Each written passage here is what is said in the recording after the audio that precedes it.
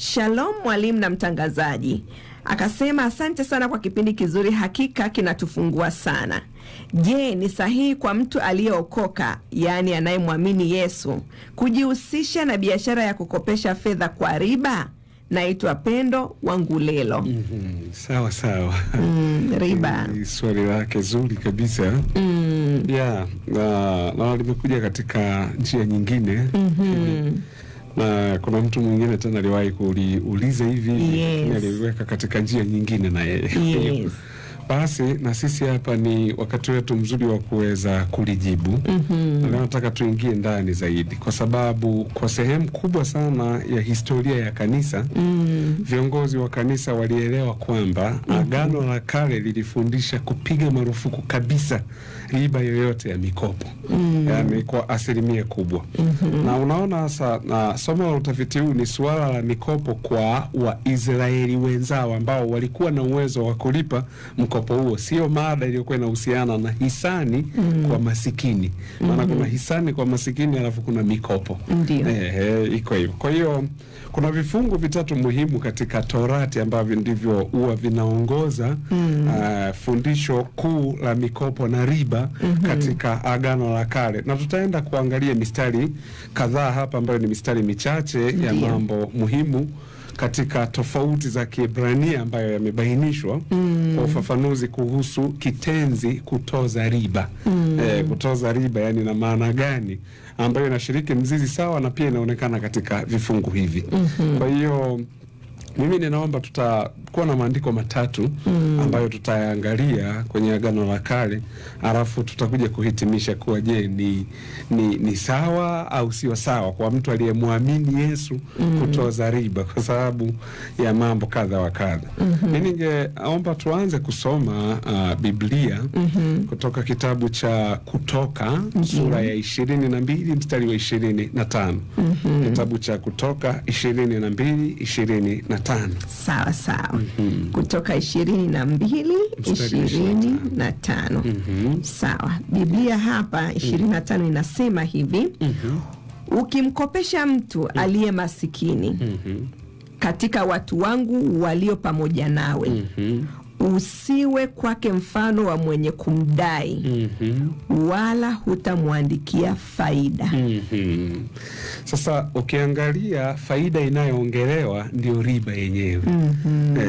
Kwa sababu kwa Biblia ambayo ni toleo lingine, ukiachilia mbali hii wewe ulioisoma, inasema kama ukimkopesha mtu mmoja wa watu wangu walio masikini pamoja nawe fedha, usiwe kama mkopeshaji fedha kwake, wala hautamdai riba. Unaona, ndicho kinachoongelewa.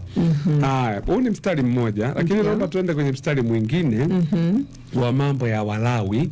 Mambo ya Walawi sura ya 25 mstari wa 35 mpaka 37. Sawa. 35 inasema hivi. Ndio.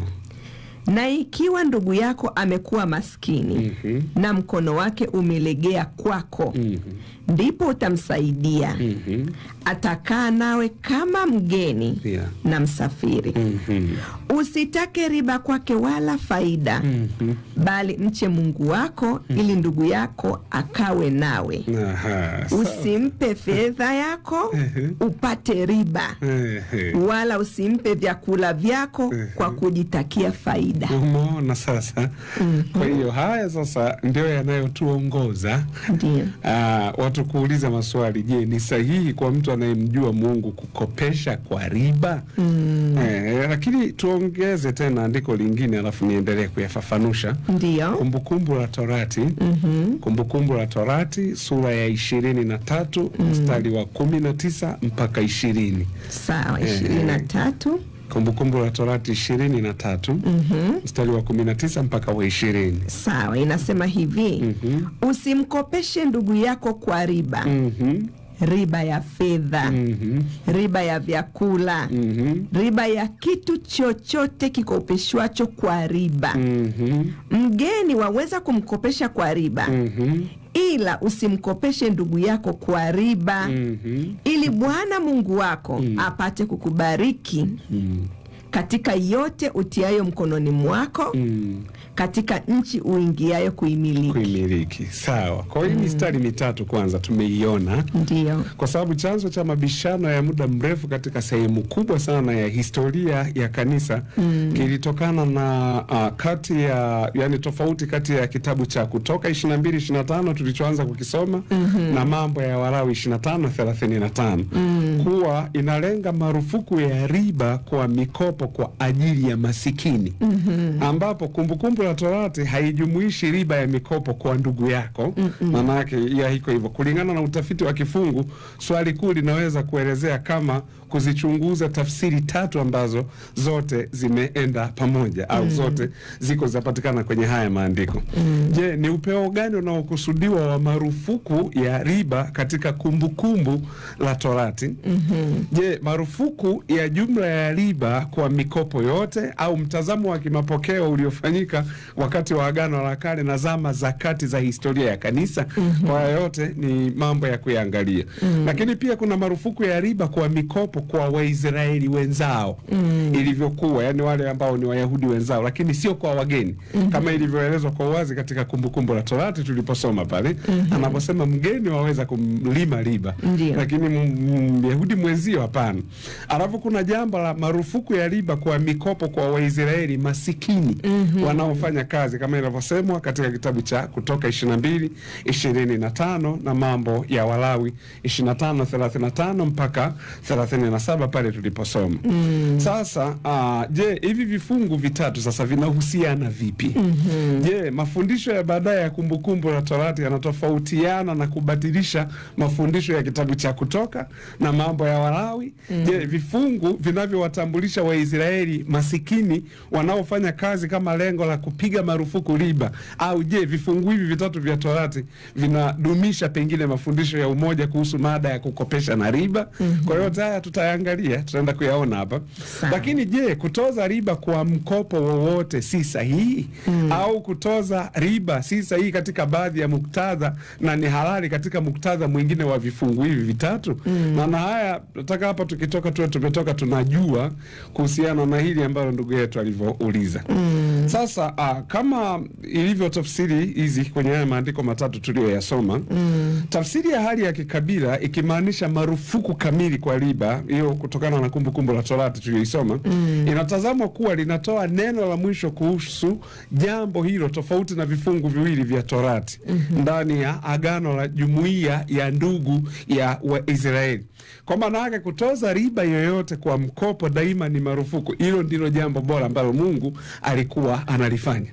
Maana yake kwa ile jamii ya watu walioko pale ambao ni watu wa ukoo, hiyo ndio maana ndio maana kukawa na hayo makatazo kwa kipindi kile. Mfano kitabu cha Zaburi na chenyewe kinaeleza umeona kuwa asiyetoa fedha yake kwa riba, umeona. Lakini nabii Ezekiel anasema, Ezekiel 18:18 anasema hakopeshi kwa riba. Kwa ndio maana yake. Sasa Agano la Kale lilikuwa linashutumu waziwazi kukopesha pesa au kitu chochote kwa riba yeyote ikiwa unamkopesha ndugu yako aliye masikini. Ndio ilikuwa inashutumu hivyo. Kwa kama tulivyosoma maandiko hayo, na hii ilikuwa ni amri kwa wana wa Israeli wasikopeshane kwa riba wao kwa wao na jamaa zao, hasa wale jamaa zao wenye mahitaji. Sababu unaona huyu mtu ni mtu mwenye uhitaji na amekuja akope, hana chakula, mtu anamwekea riba kwenye chakula na mtu anamwekea riba kwenye mkopo. Kwa hiyo hilo lilikuwa ni katazo kati ya jamii ya wana wa Israeli. Lakini tofauti ya hali ya kiuchumi kumaanisha tofauti kati ya maskini na mfanyabiashara. Mtazamo huu wa tatu unaelewa tofauti kati ya ndugu na mgeni, na sio kama inarejelea kabila. Hapana, lakini moja ya tofauti kati ya hili mbili, kati ya ndugu masikini na mgeni, kama Kumbukumbu la Torati inavyosema. Wakati mada ya ukopeshaji inapotajwa kwa mara ya kwanza katika kitabu hicho cha Kumbukumbu la Torati 15:7.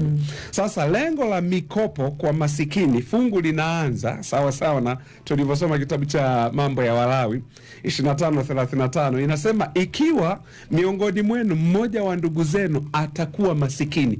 Umeona inavyoanza? Ikiwa miongoni mwenu mmoja wa ndugu zenu atakuwa masikini. Unaona, kwa hivyo mada ya kukopesha inapochukuliwa tena katika Kumbukumbu la Torati, mtazamo wa ndugu masikini unadokezwa. Na wafafanuzi wengi wa Kumbukumbu la Torati wanaelewa neno mgeni. Maana amesema kama ni mgeni waweza kumkopesha kwa riba. Lakini neno mgeni wafafanuzi linachukuliwa kama la mfanyabiashara. Yani ni kama mfanya biashara. Ukiongea neno mgeni kutokana na mzizi wa neno lenyewe, maana yake ile inachukuliwa kama mfanya biashara. Kwa hivyo sasa Musa huyu nabii alizungumza swala hili katika Agano la Kale kwa Waisraeli kuwa hawakuruhusiwa kutoza faida walipomkopesha ndugu masikini pesa. Yani hiyo hawakuruhusiwa kwa sababu ndivyo amri zilivyokuwa na Mungu alivyomuongoza Musa awaambie wana wa Israeli. Wangeweza hata hivyo kutoza riba kwa mikopo iliyotolewa kwa wageni. Kwa sheria hii ilikuwa sehemu ya sheria za Musa. Maana kulikuwa na sheria za Mungu, alafu kulikuwa na sheria za Musa. Kwa Musa yeye alikuwa na sheria nyingi zaidi ya 600 hizo sheria. Lakini kwa Mungu yeye sheria zake ziko wazi. Wakuta kama zile amri 10 za Mungu. Ndivyo hivyo. Kwa ndo maana akasema sasa ukimkopesha mmoja wa watu wangu aliye na uhitaji usiwe kama mkopeshaji mtoza riba. Unayemtoza riba yule mtu hapana. Kwa katazo hili la kutoza riba lilijumuisha chakula au kitu kingine chochote ambacho kingeweza kumsaidia mkopaji. Ndio maana unaona kusudi la sheria lilikuwa pande mbili. Mkopo wa riba ungezidisha hali mbaya zaidi kwa masikini ambaye umemkopesha. Maana ni mtu masikini umemkopesha, alikuwa na uhitaji, alafu umemwekea na riba. Kwa hiyo lingezidisha hali, ingekuwa ni mbaya zaidi. Nafikiri una mfano kwenye Biblia ule wa yule nabii ambaye alikuwa anakopa, anawekewa riba, anakopa, mwisho wa siku akafa, alafu mke huku ndo amebaki sasa. Na wale wanaodai wamekuja kufanya nini? Kuchukua wale watoto. Kwa hiyo ingekuwa ni inamwekea hali mbaya zaidi. Kwa sababu yeye alitaka wale wa Israeli wasaidiane wao kwa wao.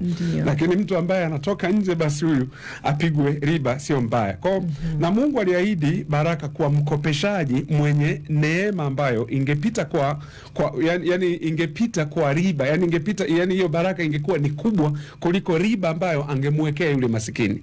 Kwa Mungu aliwaahidi kwa namna hiyo. Kwa zaidi hayo, mwisho wa kila miaka 7 wadaiwa walipaswa kufuta madeni yao na yaliokuwa wanadaiwa na Waisraeli wenzao. Yani kila baada ya miaka 7. Alafu kienda kwenye Jubilia miaka 50 ilikuwa sasa anayedai na anayedaiwa lazima wote wasamehe. Yani mpaka ikifikisha hiyo miaka 50. Kwa hiyo ilikuwa Jubilee ambayo ilikuwa inafikisha miaka 50. Sasa iko hivyo. Sasa katika Agano Jipya unaona hiki Yesu wakati anarejelea sasa kule, kabla hatujaenda sasa kuhitimisha ili swali kusema ni sawa au sio sawa kwa mtu aliyeokoka kukopesha. Wakati Yesu anarejelea alisema hivi, usimwache yule anayetaka kukopa kwako, kwa mujibu wa Mathayo 5:42. Labda tungesoma hilo andiko tulione wakati Yesu Kristo anarejelea hapo mwanzo, Mathayo 5:42. Sawa. Yes. Mathayo 5:42 nasema hivi. Akuombaye mpe, naye atakaye kukopa kwako usimpe kisogo. Umeona sasa? Kwa hiyo alirejelea hiyo. Na unaona kwa maana kuwa alitumia kanuni hii hata kwa adui zetu. Umeona, ndio maana ukisoma Luka 6:35 anasema wapendeni na adui zenu na kuwakopesha, na wala msitarajie kitu chochote kutoka kwao. Maana yake hiyo riba msiweke. Yani wewe mkopesha hata kama alikufanya nini. Kwa kukazia hilo, kuna vifungu vingi katika Biblia vinavyotuhimiza kwanza kuwa na moyo wa ukarimu na wa kutoa, hasa kwa wale wasiobahatika. Umeona, ni wale ambao sasa unakuta wenzetu wanapitia hali ngumu kidogo. Kuwa na kitu kama vile Mungu alivyotubariki sisi. Kwa Musa aliwafundisha watu wake hivi, kuwa ikiwa kuna mtu masikini miongoni mwa ndugu zako katika mji wowote wa nchi ambayo Bwana Mungu wako anakupa, usifanye moyo wako kuwa mgumu wala kumkandamiza ndugu yako masikini. Kwa hiyo hilo likawa ni fundisho la wazi la Biblia kwamba Mungu anatarajia watoto wake watende haki wanapokopesha pesa. Na itatusaidia kukumbuka kwamba uwezo wetu wa kuzalisha mali unatoka kwa Mungu. Kulingana na Kumbukumbu la Torati 8:18 pale anaposema utamkumbuka Bwana Mungu wako kwa sababu ndiye akupae nguvu za kupata utajiri. Na ni Mungu ambaye hutuma wote, manake yani hutuma vyote, naweza kusema hivyo. Naongelea yani ni Mungu ambaye hutuma vyote, yani umasikini na mali. Ndio maana Biblia inasema masikini na tajiri wote hukutana pamoja mbele za nani? Mbele za Bwana. Na naona kuna mstari unasema imetumia kauli gani, lakini kwa kauli mimi naikumbuka hapa, yani kuwa mtu anayemsengenya masikini humsuta muumba wake. Kwa sababu masikini yule naye kumbuka ameumbwa naye na nani? Na Mungu. Kwa tuna wajibu wa kumsaidia atoke kwenye ule umasikini. Lakini unaona Biblia hiyo inasema Bwana hushusha tena hupandisha, kutokana na Samueli wa kwanza pale wakati wa sala ile ya mwanamke yule Hana alikuwa mama yake Samuel. Sasa hakuna ubaya kwa kukopesha pesa kihalali na kutarajia kulipwa kiwango cha riba cha haki. Hata hivyo tunapaswa kukumbuka kwamba fundisho la Biblia kuhusu mambo ya pesa pia linatia ndani kukopa pesa na kuwa na deni. Manake waona kuna andiko lingine linasema hamtakopa ila mtakuwa vichwa, nyinyi ndio mtakaokopesha. Kwa ingawa sasa mpaka wakati huo, maana sasa wakati tataka kwenda kuhitimisha, ingawa mpaka wakati huo Biblia ikatazi waziwazi kukopa pesa, pia haihimizi hivyo pia. Kwa ni lazima tukope. Si bora kwa Mungu kwa watu wake, kwani deni kimsingi humfanya mtu awe mtumwa wa mkopeshaji aliyemkopesha. Ndio maana unaona Mithali 22:7 inasema akopae ni mtumwa wa akopeshaye. Kwa hiyo iko hivyo, kwa maana kuwa sisi maana utakiwa tumuangalie Mungu zaidi na katika hiyo. Sasa kumbuka, tunapomkopesha mtu pesa tunaongeza mzigo wa deni la mtu huyo na hurahisisha sana kwake kujikwaa zaidi. Kwa maana yake iko hivyo. Sasa mimi hapa nimeongelea kwa mtazamo wa Agano la Kale, ambapo kanisa ndipo limesema watu wasifanye nini? Wasikopeshane. Sasa je, kufanya biashara ya pesa ni vibaya? Hapo sasa. Maana ndo tutakuja kwenye biashara sasa ya pesa. Majibu ni hapana. Kufanya biashara ya pesa ni halali kabisa. Tena ni halali kwa mujibu wa mwongozo wa maandiko matakatifu, tena maandiko ya Bwana wetu Yesu Kristo mwenyewe alichokuwa amekiongea. Kwa hiyo ndio maana yeye ameuliza mtu anayemwamini Yesu kufanya biashara ya kukopesha. Maana ile ni biashara kama biashara zingine. Umeona, ukisema kuwa mimi sintakopesha mtu kwa riba anayekuja kukopa kwa ajili ya biashara, ni sawa na kusema mimi nitaenda dukani nitanunua kiatu 10,000 nitakuja kukiuza 10,000 hiyo hiyo. Sasa swali linakuja, utakuwa umefanya nini? Umechota maji umeenda kumwaga bahari. Umeona, kwa sababu pia umetumia muda, lakini umetumia nauli kufuata huo mzigo na mambo kadha wa kadha. Lakini kumbuka Biblia hiyo inasema mimi ndiye Bwana Mungu wako nikufundishaye ili upate faida. Hiyo faida tunaipatia wapi? Unaona? Kwa hiyo iko hivyo. Sasa ningeomba tusome kitabu cha Mathayo 25 25 mstari wa 24 mpaka 27. Mathayo 25 mstari wa 24 mpaka 27. Inasema hivi. Akaja na yule aliyepokea talanta moja. Akasema, Bwana, nalitambua ya kuwa wewe mtu mgumu. Wavuna usipopanda, wakusanya usipotawanya. Basi nikaogopa, nikaenda nikaificha talanta yako katika ardhi. Tazama, unayo iliyo yako. Mstari wa 26. Bwana wake akajibu akamwambia, wewe mtumwa mbaya tena mlegevu, ulijua ya kuwa navuna nisipopanda na kusanya nisipotawanya. Basi ilikupasa kuiweka fedha yangu kwa watoa riba. Nami nikija ningelipata, anasema nami nikija ningelipata iliyo yangu na faida yake. Umeona sasa? Manake fedha Mungu aliyokupa ni ili uizalishe. Ndio maana unaona hapa naongelea mfano wa talanta. Umeweza, maana huyu bwana akasema huyu bwana yeye anachukuaga visivyo vya kwake. Akaamua kuifukia. Alafu alipokuja sasa huyo bwana mwenye hiyo fedha aliyempa, anaona mbona haina faida, anasema mimi nilifukia bwana. Unajua wewe unachukua usipopana. Unaona sasa Yesu anatoa wazo, anasema kwa nini usingeipeleka kwa nani? Kwa watu wao riba. Manake hii ni biashara ya pesa. Yes. Ni biashara ya fedha hii.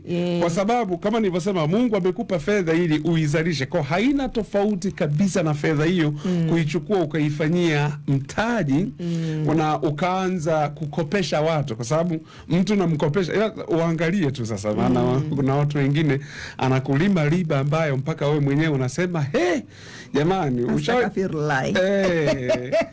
kukopa hela, yani mtu anakuambia anakupa kwa wiki moja na riba ni 30%. 30? Kuna wengine wanaruka hadi 75. Unaona sasa?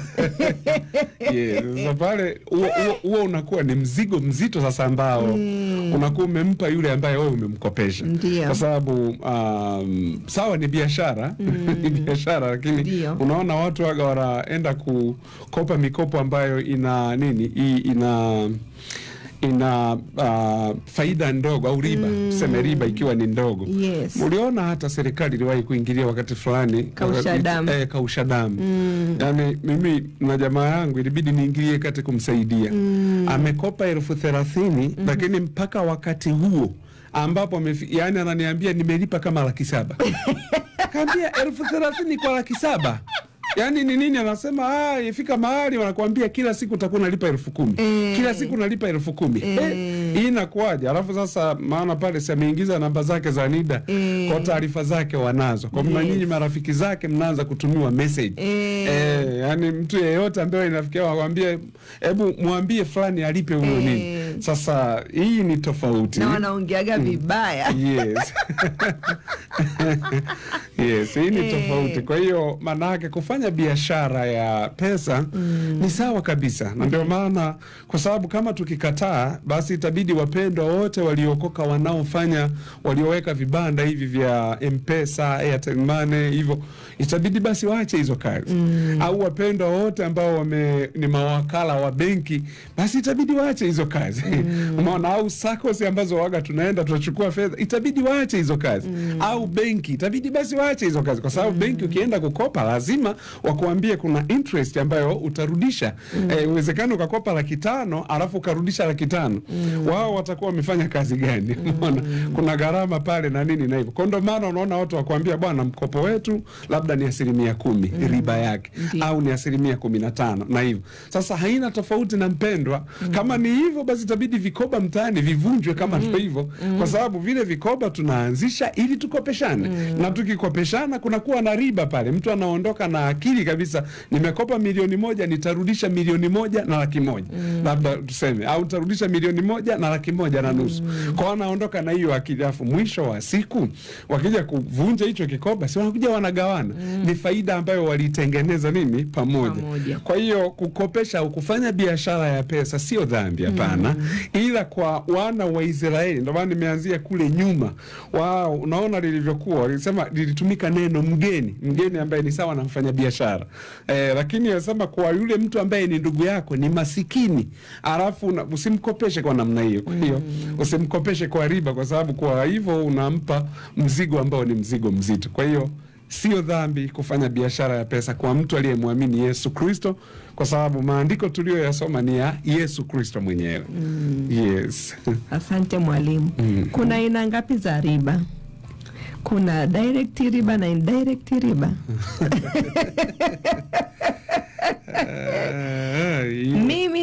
Mimi ni ndugu yako, nimekuja umenisaidia. Alhamdulillah, Mungu kanikumbuka, maisha yangu yameweza kubadilika. Unaniambia hivi, unakumbuka siku ile ulipokuja hauna nguo wewe? Kwa nini sasa hivi unashindwa kunirudishia? Alafu au saa nyingine unamrudishia kitu kile kile. Hapana, usinirudishie kitu kile kile. Fanya na zaidi. Mwalimu, pale inakuwa ni process ya mtu anataka riba indirect au inaendaje? Huyo sasa ni ametaka faida. Na faida anayoitaka kimsingi sio faida halali. Kwa sababu kama alikusaidia, hata Biblia na Yesu mwenyewe alichokiongea, sema mnapowapa watu vitu msitegemee kurudishiwa.